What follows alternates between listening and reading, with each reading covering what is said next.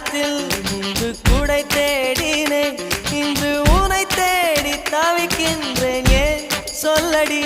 ஒரு வெயில் காலத்தில் முன்பு நிழல் தேடினேன், இன்று உனை தேடி தவிக்கின்றேன். ஏன் சொல்லடி? பெண்ணே எந்தன் வானிலை உன்னால் மாறி போனதோ, தலைகீழாக ஏனானதோ? தெரியாமல் என் நெஞ்சில் நுழைந்து அறியாத இன்பங்கள் கலந்து புரியாத மாயங்கள் செய்தாயேனடி.